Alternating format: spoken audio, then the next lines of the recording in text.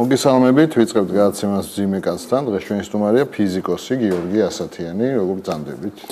მოგესალმებით, დავით, მოგესალმებით და ტელემაყურებელს მოგესალმებით პირველის და საშუალება მინდა გამოვიყენო და გავაჟღერო, რომ მე ვამაყობ იმით, რომ ასეთი მზარდი და უკვე საკმაოდ დამკვიდრებული მედიასიციის ტელეკომპანიის ასე ვთქვათ, ფუნქციონერთა დასაწყისელ ფუნქციონირებაში მაქვს წვლილი მიღებული. კი ბატონო. თქვენ არხს ეხლა სადაც მიყავთ გადაცემები, რატო ქვია ხარისხის არხი? ეს არხი ცნობისთვის არის დაფუძნებელი მე გახლავართ თავიდანვე სათავეებიდან და დავით გიორგობიანი, როგორც იციან, დირექტორიც გახლავართ ეხლა. მან განიცადა მრავალი, ასე ვთქვათ, მეტამორფოზა, ასე ვთქვათ, სადაფუძნებლო შემადგენლობის მიხედვით. და ერთ-ერთი პერიოდის დროს ხარისხის ფონდის ასე იგი დამაარსებელი ბატონი გრიგოლ კუნჭულია იყო ჩვენი დამფუძნებელი. და აქედან გამომდინარე ერთობლივი ხარისხი არხის დასათაურება ასე იგი დარჩა ამ არხს. მოგეწონა შეფუთვები, რაც ეხლაც გადის ეთერში და დავითოვე იქიდან გამომდინარე რომ ხარისხი ყველაფერში დომინანტია. დღეს ვინ არის მფლობელი ამ არხის? დღეს მფლობელი გახლავართ მე თქვენი მონამორჩილი, ბატონ დავით გიორგობიანი, ქართულ სასათიანი და მალხაზ გულაშვილი. სულ რამდენი ადამიანი არის დასაქმებული თქვენთან არხზე? ეს ციფრი იცვლება იმის მიხედვით, თუ როგორი საბიუჯეტო შემოსავლები აქვს ჩვენ არხს, იმიტომ რომ თავიდან ბოლომდე ჩვენ არ გვყავს არც სპონსორი, არც ასე ვთქვათ სტაბილური სარეკლამო შემოსავალი გაგვაჩნია. ასე ეგრეთ წოდებული ჟარგონულად თუ ვიტყვით, პლესკები გააჩნია ჩვენ არხს, ასე რომ იცვლება. მაქსიმუმ 14 ყოლია მუდმივად. ყველაზე არის ხარისხიანი გადაცემად რომელიმე გაჩნიათ თქვენ არხზე? გაჩნია ხარისხიანობაში რას გულისხმობთ დავით? ხარისხს. გამოსახულების ვიზუალიზაცია. არა, შინაარსს. შინაარსით ჩემთვის ყველაზე ძვირფასი არის გადაცემა წმინდა გაბრიელ ბერის დრო, რომელიც ჩემი ოცნება იყო და ვერც კი წარმოვედგინე, როდესაც წიგნი თქვენი სიცოცხლეა 7 წელი შევალე ამ წიგნის დაგაბატონებას, რედაქტირებას, მალხაზ ჯინორია გახლავთ მისი ავტორი და მე ხორჩ შევასხით მე და დავითმა ის ვიდეო ვერსიას. და კარგი მითხარით ეს თქვენ საჩუქრად აღმოვდანილი მე ვიდეოები და გადაცემის ბოლოსი მოგართმევთ ამ საჩუქრად დაგიტოვებთ DVD დისკებს. კი ბატონო, მადლობა. რატომ არის თქვენთან ხშირად ანტიდასავლური აქცენტები? ეს აბსოლუტურად სტარი დამოკიდებულება, ეს არის გარკვეული ძალების PR-ისგან შექმნილი დაბეჭდილება მამანთა ასე ვთქვათ წარმოდგენაში და ასევე როგორც ძალიან ხშირად დაგასრებთ კითხვას და გეტყვით რომ არავითარი კავშირი ჩვენ რუსულ არც მედიასთან არ ისტებლიშმენტთან არ გაგვაჩნია. პირიქით ჩვენ ყველაზე მეტად ამ ჯანსაღად ვაკრიტიკებთ რუსულ სულიერებას, ასე ვთქვათ და იმას, რასაც ქართულ ასე ვთქვათ სულიერებას დამართა რუსეთმა 200 წლის განმავლობაში. უბრალოდ იქიდან გამომდინარე რომ რუსეთი მართლმადიდებელი ქვეყანაა და ძალიან დიდი პროცენტული რაოდენობა ცხოვრები ადამიანებისა წარმოადგენენ ერთმორწმუნე ადამიანებს, აი უბრალოდ მაწმინდანების სახით და ასე შემდეგ, მოკლე პასუხებით თუ შემოვიფარგლებით, ჩვენ ხშირად ვახსენებთ რუსულ წმინდანების ციტირებას ვაკეთებთ ხოლმე ჩვენ გადაცემებში. ალბათ ეს არის მიზეზი, რომ ანტიდასავლურს ასე მოღვაწეობენ, მაგრამ გარდა ამისა, ის ექსპანსია, რაც დასავლური დაღიქმება თანამედროვე ქართულ მენტალიტეტში, ესეც რეალობაა. რას გულისხმობთ ექსპანსია? ლიბერალური ტიპის მიმართულებებს, რაც მართლმადიდებელ წამსთან აბსოლუტურად მიუღებელია. არა ანტაგონისტური კუთხით, არა ისე როგორც ახლა ზოგიერთი გამოხატავს, არამედ უბრალოდ სარწმუნოებრივი და ცხოვრების ასე იგი ცხოვრებისეული სტილით. მართლმადიდებელი ადამიანი შეზღუდულია ბჭყალებში გარკვეულწილად ისეთი თავისუფლების ბჭყალებში ასევე მოთხოვნით როგორც არის დასავლეთში არის ფართოდ რეკლამირებული, მაგრამ მე აქვე დავამატებ, რუსეთში შეიძლება არ იყოს ეს რეკლამირებული, მაგრამ რეალობა უფრო მეტი იყოს რუსეთში ასეთ ლიბერალური ცხოვრების წესი, ვიდრე დასავლეთშია, იმიტომ რომ მე მაგალითად ძალიან მჭიდრო ურთიერთობა მაქვს ამერიკულ ხარესთან, კერძოდ ვაშინგტონში ცხოვრობს ჩემი ძალიან ახლობელი დავით კარტოზია, ცნობილი ალბათ ეს პიროვნება უკვე ტელეგადაცემები და მის საქმიანობით და მისი გარემოცვა, ესე იგი ისეთი გამოირჩევა ისეთი ცხოვრების სტილით, რაც ბევრ მართლმადიდებელს შეშურდებოდა. მე მაქვს ლაპარაკი ამერიკელებს. და ქრისტიანობა რატო არის არალიბერალური? ნუ ეს დამკვიდრებული ტერმინია ხარ, რას დავარქვენ თამას არის, მოდი მაშინ ვილაპარაკოთ. რატომ უნდა შეეზღუდოს ადამიანს თავისუფლება რაღაც სარწმუნოების? აი ეცეც არასწორი აქცენტი დავსვით ახლა მართალია ღვებლობ ამ შენიშნას. დავით ესე იგი პირველი მამოძრავებელი ფაქტორი მართლმადიდებლურ სარწმუნოებაში არის სწორედ თავისუფალი ნება. არავის არაფერი არ ეზღუდება. მაგრამ არსებობს კრიტერიუმები, როგორც მორალური, ზნეობრივი ადამიანურ ცხოვრებაში, ასევე მართლმადიდებლობაში, რასაც ცოდვები ქვია. და რაც საზიანო ადამიანის არა მარტო თავისუფალი ნებისთვის, არამედ საერთოდ ზოგადად მისი არსისთვის. აი თუ როგორია ადამიანის ცხოვრების არსი, ისთვის ცხოვრობდა ეს მე ბევრი ვილაპარაკია ჩემი არქიდანაც და სიამოვნებით გამიმართა თქვენს. აი თქვენთვის რა უფრო მისაღებია ქრისტიანი, რომელიც თქვათ არ იცავს დადის ეკლესიაში და არ იქცევა ქრისტიანივით, თუ ათეისტი, რომელიც თავის აქციებით პასუხობს ქრისტიანს? ორივე, იმიტომ რომ ყველა მოყვასია, ეს არის მართლმადიდებლური ქრისტიანობის პირველი, თუმცა ამაზე ძალიან ცოტას ლაპარაკობენ და ამას ხელს უწყობს აი ის მიზანმიმართული პროპაგანდა, რაც ცდილობს მართლმადიდებლობა დააკნინოს. აი ვინ ცდილობს? ხშირად ისმის რომ ვიღაცა ცდილობს დაკნინებას. მაგი ძალიან ადვილია დასადგენად, აი კონკრეტულად ვისგანაც მომდინარეობს, აი ეს ფრაზეოლოგია მასმედიაში, სოციალურ გარემოში და ასე შემდეგ, ხომ პირდაპირ ჩანს ვინ ცდილობს ამას. მოდი ამაზე ნუღა დაკონკრეტებით, არსებობ ლაპარაკობ. მაგალითად და რატო ცდილობს? ნუ კონკრეტულად მე გაგცემთ პასუხს ამ კითხვაზე, რატო ცდილობს ეს ადვილი გასაცემი, ამასაც გაგცემთ პასუხს. დავამთავროთ ის, რადგან ახლა მე გითხარით რომ მოყვასი არის ყველა დაბადებული ადამიანი. მართლმადიდებელი ქრისტიანისთვის განსხვავებით სხვა ეგრეთ წოდებულ კონფესიებისა, სადაც იქ გრადაცია ხდება. მორწმუნე, თანამორწმუნე, ერთმორწმუნე და ამ შემდეგ. ჩვენ ერთმორწმუნეებს რუსეთს რო ეძახით, გულისხმობთ მხოლოდ მართლმადიდებლის არსს. და არა იმას, რომ ის სხვა მაგალითად მუსულმანი არ არის მორწმუნე, ან თუნდაც კათოლიკე, ან სხვა ბაპტისტი ან სხვა იქნება, მაგრამ ეს იმას ანიშნავს, რომ ჩვენ გავიზიაროთ მათი, ასე ვთქვათ, სარწმუნოებრივი პათოსი, რასაც ერესი ქვია მართლმადიდებლად, მაგრამ ისინი არიან ჩვენი მოყვასნი ძმები და ეს არის პირველი მოთხოვნა მაცხოვრის ცნებისა მართლმადიდებლობისა. შეიყვარე უფალი შენი ვიტარცა თავი შენი, ყოველთა გულთა შენი და ყოველთა სულთა შენი და მოყვასი შენი. და სხვათა შორის ჯვარი, სწორედ აი ამას აღწერს. ვერტიკალი ნიშნავს ჯვრის ვერტიკალი ნიშნავს უფლის სიყვარულს, ჰორიზონტალური მოყვასის და ჰორიზონტალური თანაბარ ზომიერებასაც განსაზღვრავს დუხტებით. და ჩემი გადაცემის პირველ ლეიტმოტივი მამა გაბრიელის ასე იგი საყვარელი ფრაზა რომ არის ასე იწყება ჩემი საავტორო გადაცემები, არა პირდაპირები. როდეს ერთი ადამიანს რო გძულდეს შორს ახარს ასუფელთან.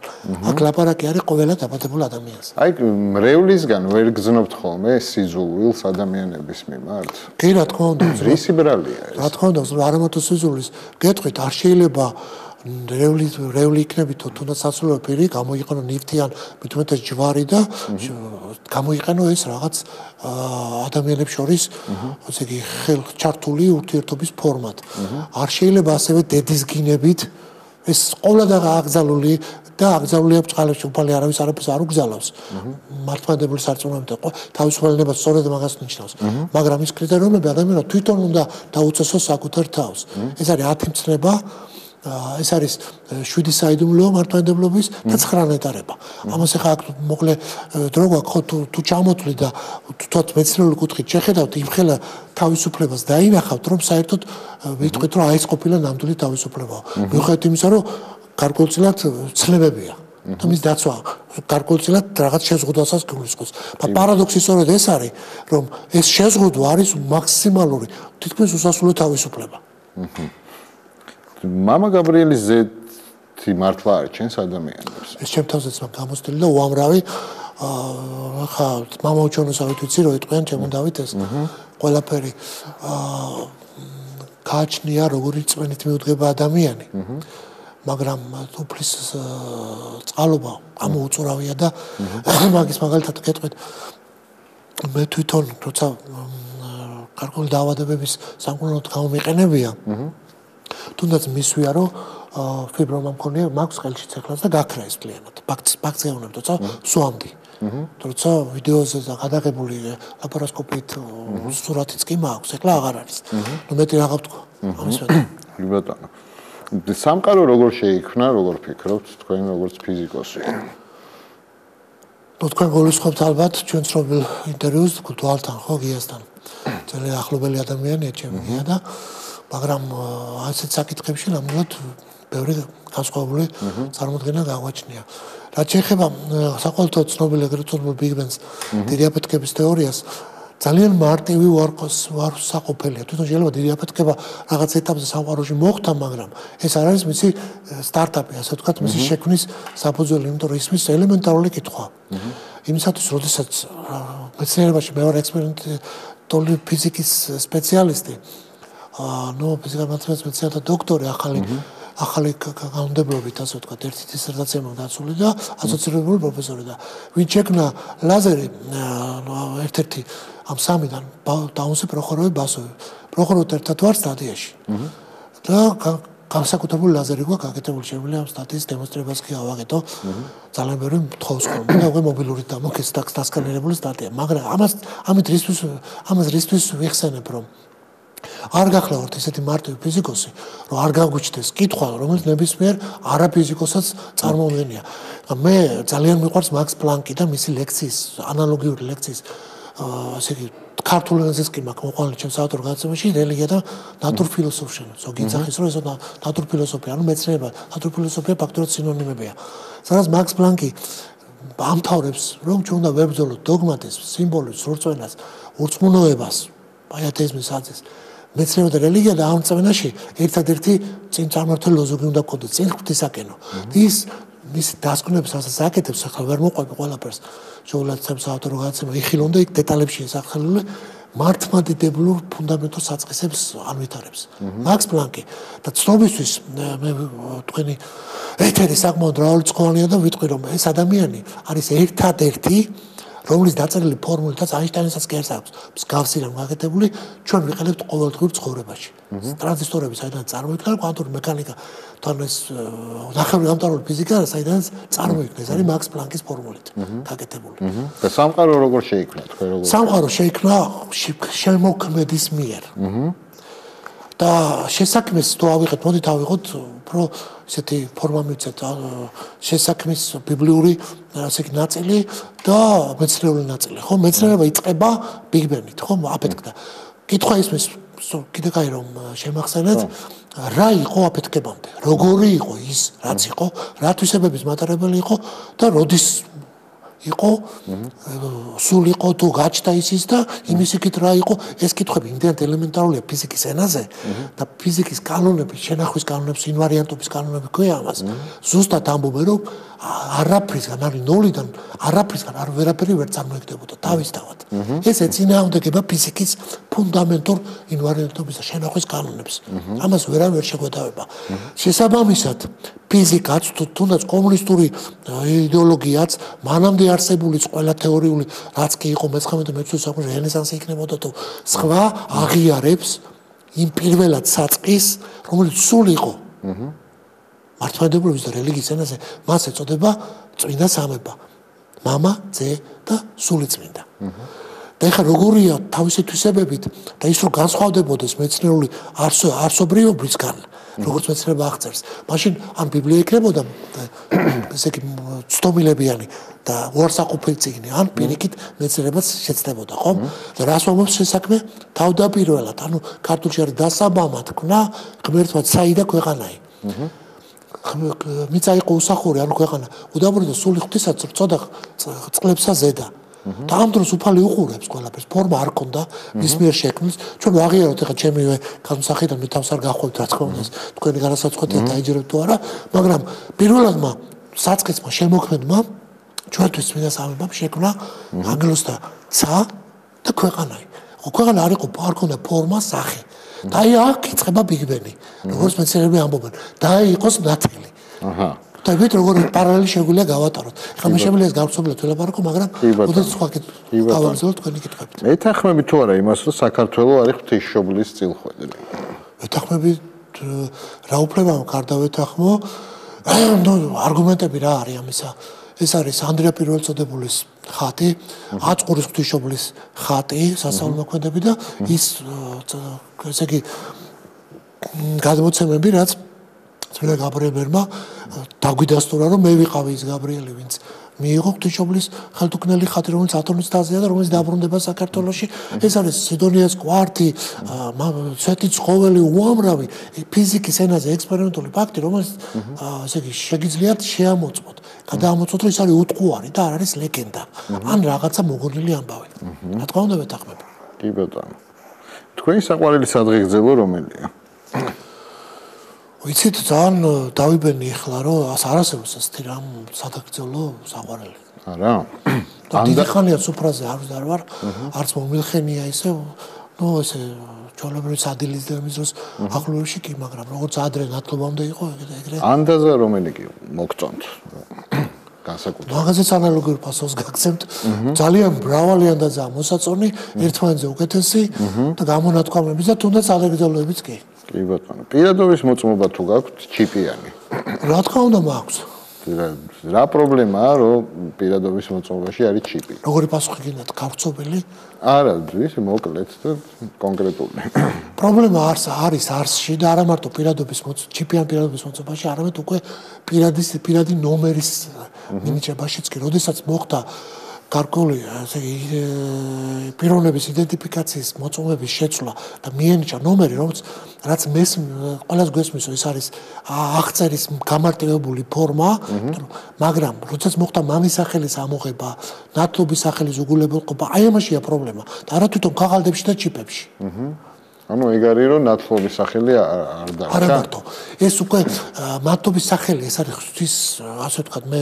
დომინანტად არ მინდა რომ თავს მოვაყვიო ჩვენ მაყურებელს ღმერთია დომინანტი და რა თქმა უნდა არის მაგრამ ის არის როგორც ჩობელი როგორც მზრუნველი და სამყაროს შემოქმედი ეს თუ ვინმეს არ ჯერა მე მაშინ თემაზე მათ არ გავესაუბრები თვითონ ისაუბრებ მაგრამ პირადობის მოწმობის ესეთი ტრანსფორმაცია, გრადაცია და სახეცვლებები, რომელიც მოლე გადაიზრდება ანტიქრისტეს მეჩეთში, ეს არ არის ანტიქრისტეს მეჩეთი და არც სახიფათო იმ გაგებით ვიდრე მობილურია, ვიდრე ინტერნეტია, ვიდრე კომპიუტერია, რომელიც შეიძლება გამოიყენო სიკეთისთვის ნებისმიერი ნივთი და არავინ არ დაგწამოს ახლა, რა თქმა უნდა მოყვება რომ ეს ყველა ნივთი თვით ეშმაკიც კი.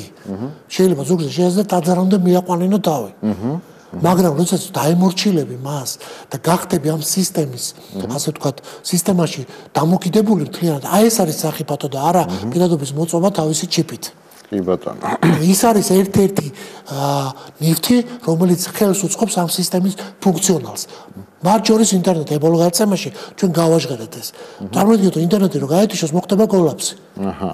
მაგრამ ინტერნეტს ხო ჩვენ შეგვიძლია ჩავკეტოთ საზღვრები საქართველოში ვიყოთ ჩვენივე თავის პატრონ და ჩვენივე საკუთარი ინტერნეტი გაგვასწრეს თავისი საწმელით თავისი ენერგო რესურსები და ასე შემდეგ ხო დაუკვირდით ამას მაგრამ როდესაც ვიღაც სხვა მართავს ცენტრალიზებულად ამ სისტემას ინტერნეტის საშუალებით და უკვე აღარ გექნება საშუალება არც იყიდო არც გაყიდო ფული გაქრება ეს უკვე რა არის რა შუაში აქვს პირადობის მოწმობა მაგრამ პირადობის მოწმობა არის კიდევ ერთი მიახლოებული გზა აი ამ სახიფათო სისტემისა, რასაც ანტიქრისტე მოიტანს აუცილებლად ბოლო ჯამს. კი ბატონო. იმ დღეს უყურე დისკუსია გქონდათ, თავი რო გადანერგეს, სული გაყვა თუ იქ დარჩა. ნუ რა თქმა უნდა, ჩვენ ხა ამით მე განმარტებას გავაკეთებ ამასთან თაობას. ჩვენ ვცდილობთ, რომ ჩვენი ეთერი იყოს აბსოლუტურად მიუკერძოლებული და ყოველგვარი წყალში ცენზურას მოკლებული. ყველანაირ ზარს უშვებთ.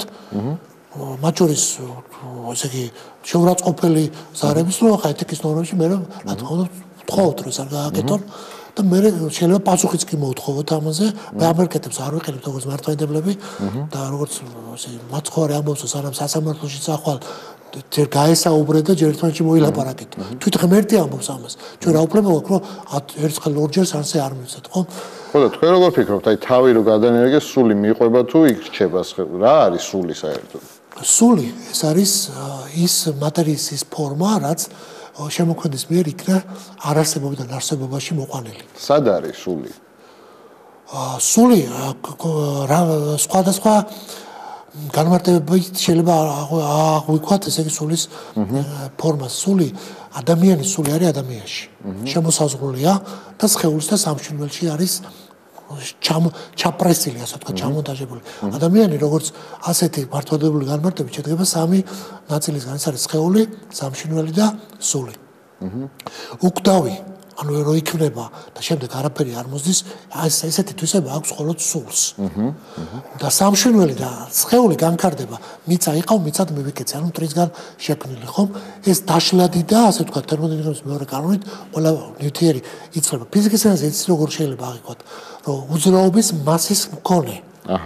უძრაობის მასა, რასაც აქვს, ის ყველაფერი დაშლადია. ყველა შეიძლება სინათლე გამოასხოს. აი სინათლეს არ აქვს უძრაობის მასა, ფოტონი, არასდროს გაჩერებულ მდგომარეობაში. და მასა აქვს თვისება, აი სულის მსგავსად შეიძლება რომ კარგად რო აღვიქვათ სული როგორ შევიმეცნოთ, ჯერ სინათლე გავიქვათ, მე როგორც ელექტრომაგნიტური ველის სპეციალისტმა, ხო? და მათ შორის მაქს პლანკის და მოპერტუის და ფარადეის, ესე იგი დამოუკიდება დანახული, მე სულ ვფიქრობდი სინათლეს უნდა ქონდეს სულიერი პარამეტრი. როგორ ხედავთ ახლა ჩვენ ერთმანეთს, დავით? მოდის ანარეკლი, ხო? ირეკლებათ ობიექტებიდან ჩვენგან, შემოდის ჩვენ თვალებში, ნეირონებს გაევლოს, ოპტიკურ სისტემას გაევლოს და როგორ ხდება ტვინში ამის აღქმა, აი ეს პროცესი არავინ არ იცის დედამიწის ზურგზე არც არასოდეს იცოდა. ეს არის უდიდესი ამოცანა მეცნიერული, თუნდაც ბიოლოგიური, თუმცა ფიზიკა მოიცავს ყველა სხვა მეცნიერულ დარგს. ყველა იყენებს აბსოლუტურად ფიზიკის კანონებს, პირიქით არ ხდება. კი ბატონო. ასე რომ სული ეს არის ისეთი ფორმა, რომელიც აღმატებულია სინათლეზე, ნათელზე, მაგრამ სინათლის რაღაც ელემენტსაც კი მოიცავს. კი ბატონო. ლამაზ ქალს სად უყურებთ პირველი? ეს აბსოლუტურად სპონტანური ესე იგი რეაქცია შეიძლება იყოს და მაგასაც ვერ და ეს არის ხათაშორის მე შემიძლია გითხრათ რომ ბოლო 5 წელია არცად არ უყურებ თვალების გარდა. რატო? იმიტომ რომ გარკვეულწილად ეს არის მართლმადიდებლური გაგებით, კიდაც შეგიხედია და კიდაც ფიზიკურად სურვილის გაგჩენია ან ფიზიკურად შემდგარა ეს პროცესი, რასაც ქალსა კაცურის ურთიერთობა ქვია, ეს ცოდვა თითქოს მრუშობის ცოდვა ქვია. ან სიძვის. და ამაზე თვითონ მაცხოვარიც კი ლაპარაკობს. ამიტომ მე შეგვიძლია ვთქვა, რომ მადლობა უფალს ამისათვის, რომ შევძელი, რომ ანუ სექსი ცოდვაა? ბატონო? სექსი ცოდვაა? გაჩნია თქვენ რას გულისხმობთ, რა თქმა უნდა არ არის ცოდვა. ის რაც კურთხეულია, არაფერი არ არის ცოდვა, ცოლ-ქმარ შორის. მაგრამ ის რომ ახლა ადამიანებმა ცვალონ პარტნიორები და ეს არავის არ სიამოვნებს. ხო, მაგალითად სახად გეტყვით მე.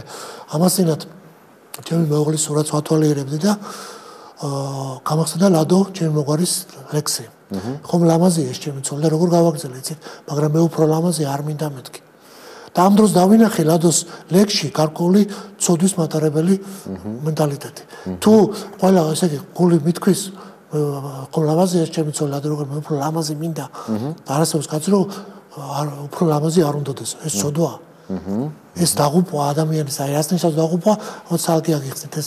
არა გითქმოდესო, აცნებაშიც კი წერია. გამოდესო, ჩემი მოგვარე უძლიერესი და უნჯერესი პოეტი და საქართველოს საქართველოს პიროვნება ფაქტობრივად ცოდვის პროპაგანდას ეწევა. ეს ახლა ძალიან ისეთ აღიქმება, მაგრამ ეს რეალობაა.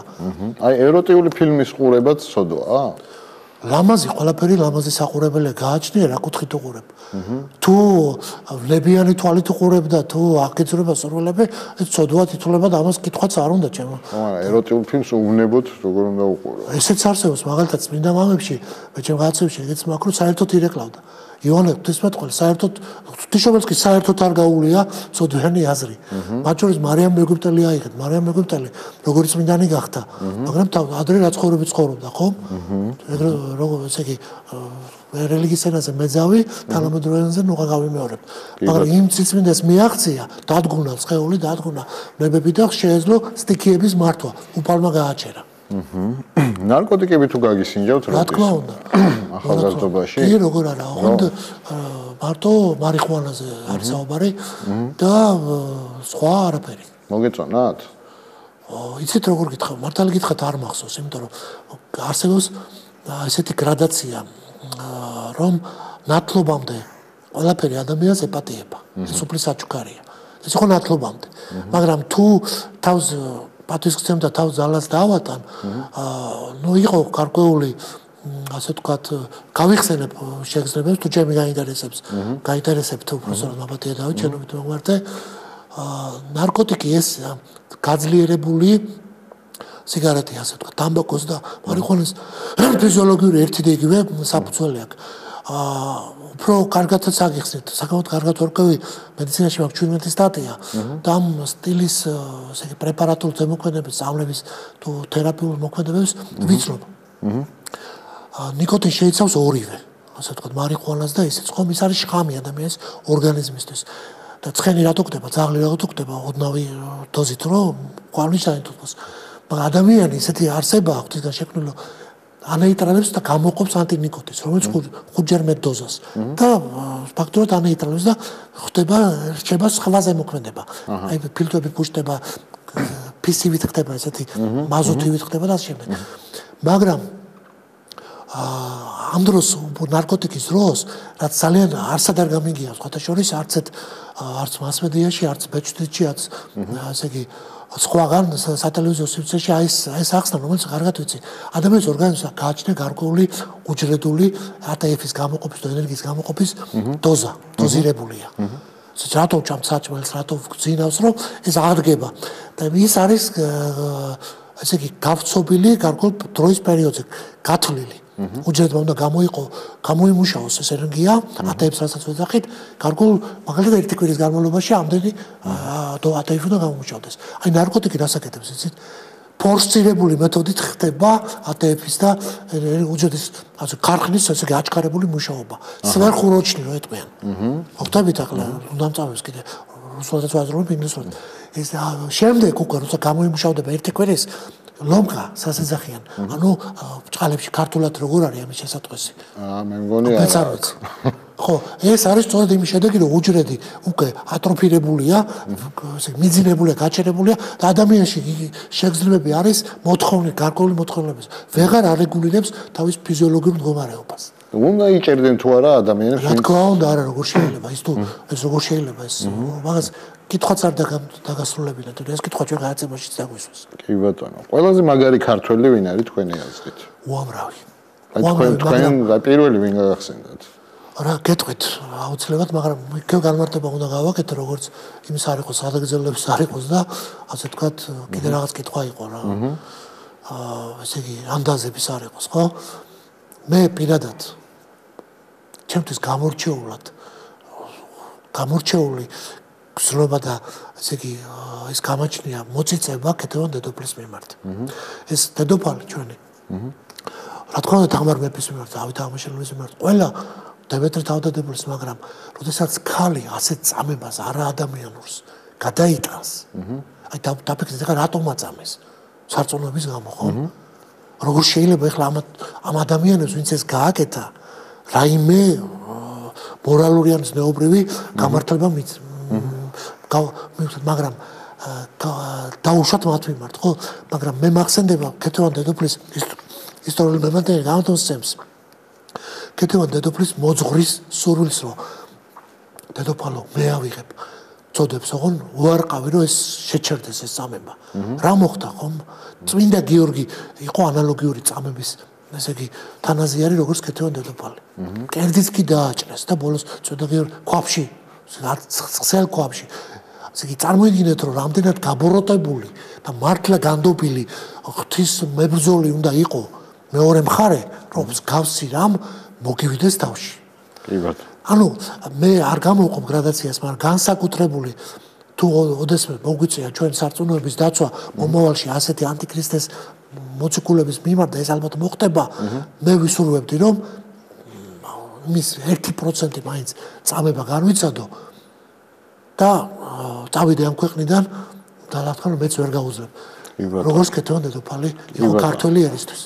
საქართველოს სექს სიმბოლოდ ვინ მიგაჩნიათ? ნუ ახლა ჩემ პასუხი მე მგონი თქვენ შეგიძლიათ გაცეთ. არავინ? ნუ იცით რა არის? ეხლა მე რომ ამაზე ხმამაღლა თქვა, ეხლაც გავიფიქრე, ხომ? რა თქმა უნდა კიდე ამოჭრიან, როგორც ახასიათებდა, კიდე დაიწყებენ გაფიარებას. მაგრამ მე გაგცეთ მამა გაბრიელის ასე თქვა ცნობილი ფრაზით, რომ ადამიანი საკუთარ მეუღლეს სხვას არ უნდა ადარებდეს. ჩემთვის ყველაფერი ჩემი მეუღლეა. კი ბატონო. აი დღეს რა პრობლემები მიგაჩნიათ, რომ არსებობს ქართულ ეკლესიაში? ახლა შეზღუდული ვარ დროში პირდაპირ გეტყვით მაგას პასუხსაც. უფალი საკუთარი ერის გაწმენდას საკუთარი სახლიდან დაიწყებს. შავ-შავ კუბოებს გამოიტანენ სიონიდან და კიდე იყო იქ ნათქვამი, ვისაც უთხრა და მორჩილები არ ეყოფათ დასამარხად. ახლა დაფიქრდით, რაზე მაგ მითითება გაკეთებული. როდესაც პრობლემები არის ყველგან, არა ერთში და საპატრიარქოში, არამედ მეტასტაზებით ყველგან მონდებული. ანალოგიური პრობლემები მეტი და ნაკლები ვერ შეუფასებ იყო დავით აღმაშენებლის დროსაც. და ფაქტურად იმის ჩამოთვლა თუ რა პრობლემებია, ეხლა ესეც ცალკე გადაცემა მივუძღოთ თუ გინდა ამაზე და ამაზე ძალიან ბევრჯერ გვისაუბრია ჩვენ. ის რომ არასწორად ხელდასხმული მგლები არსებობენ. ის რომ მგლები მაგალითად ფუფუნებიაში ცხოვრობენ ეპისკოპოსები. ესეც ყველას თავისუფალი ნებაა, მაგრამ მე ამას არ ვისურვებდი. და გაიხსენეთ სერბეთის ეპისკოპოსი, რომელიც გამოდის თუნდაც ბევრი ქვეყნის პრეზიდენტი ერის კაცათაგან. მეტროთი მგზავრობს და გამოდის და იმით ფეხით დადის ეპისკოპოსები, ხო?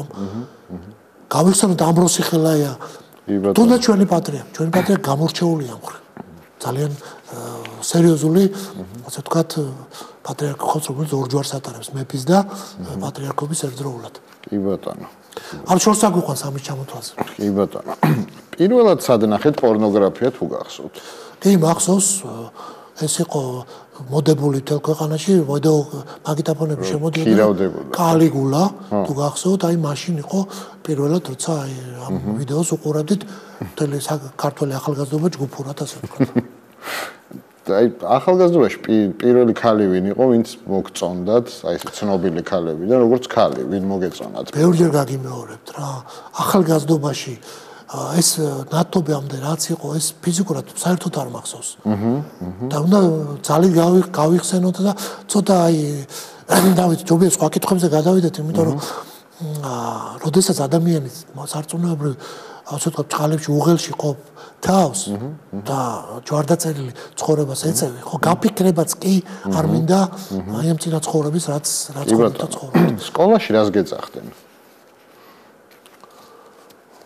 ზედაცახელად? ხო. შტეკერები მევასებოდა, აი თოთა ამიხდა ფაქტურად ანსამბლი ყავდა ჩვენი შიდა სკოლის და იქ სულ მოვაძრობდი აი შტეკერი მინდა, ის შტეკერი და ხანდახან მეძახდნენ ამის ასოცირებულ, ასე ვთქვათ, სახელს ეს შემიძლია გითხრათ. გვარის შემოკლებულ სახელს და ასე შემდეგ. ანუ შტეკერს გეძახდნენ? ხო, შეიძლება ვთქვათ, რომ ანუ წინასწარ ვითხოვ, რომ არა, იტაცონ ახლა ეს შტეკერა მაგალითად, ხო? ხო, ნუ ესე იგი შტეკერები მიყვარდა რუსული აბრევიატურიდან გამომდინარე. სხვა არ მახსენდება არაფერი. კი ბატონო. არაკაძე ვინ გახსენდებათ პირველი? სიტყვა არაკაძე. არავინ. მაგაზე გეტყვით. არავინ, რა თქმა უნდა და არც მინდა რომ ამაზე ვიფიქრო. გამომდინარე იქიდან რომ რითაც დავიწყეთ ჩვენ დღევანდელ ინტერვიუ, რომ ერთი ადამიანიც რო გძულდეს შორს ახარ სასופლოვიდან. და მამა გაბრიელი ამბობდა რომ ადრე ცხოვრებისთვის ადამიანებს უფალს თხოვდა სულიწმიდის ნიჭებს, შემდეგ სიკეთის კეთებას და ეხლა მხოლოდ სიყვარულს თხოვს. სიყვარული მთავარია და ამაზე უფრო მთავარია როგორ ვისწავლოთ ეს სიყვარული.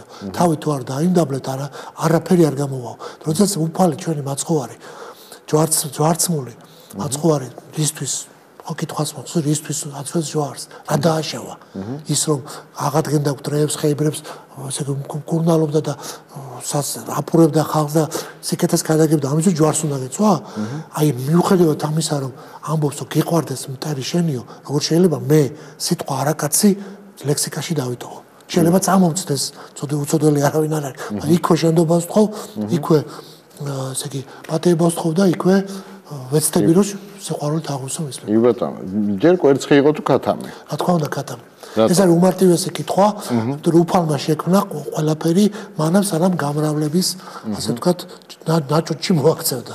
მაჭურის ადამი და ევა. ცხოველები, ფოლა, ფაუნა, ეს ბიბლიაში ძალიან მარტივად არის განმარტებული. და სხვათა შორის ეს კითხვები ისეთივე ალოგიკურია, როგორც არის ენდეუღოთ შევამოწმე. წარმოგიდგენთ, თუ ამოწმებ, ესე იგი, აპრიორი გამორიცხავ დოფას და თუ ვენდობი რაღაცა ვამოწმებ. და ასე შემდეგ. ანუ ჯერ სექსი იყო თუ ადამიანი? რა თქმა უნდა, ადამიანი. ძალიან დიდი მადლობა, რომ მეწვიეთ სტუმრად და გისურვებთ წარმატებებს ფიზიკაშიც, ტელეწამყვანობაშიც და ასე შემდეგ. თქვენთან ერთად დიდი მადლობა მოწვევისთვის და სხვათა შორის მინდა გითხრათ, რომ მოხიბლული ვარ თქვენი აი ამ ასე იგი იმ პაკეტით კითხვებისა, რაც მოვისმინე და მადლობთ. ეს ეთიკური სიამოვნებაც კი, ეს ეთიკური სიამოვნებაც კი განვიცადე იქიდან გამომდინარე, რომ უფრო მძაფ კითხვებს ველოდებოდ. კარგად გზადებოდეს, ისურვებთ მეც წარმატებას. მადლობა.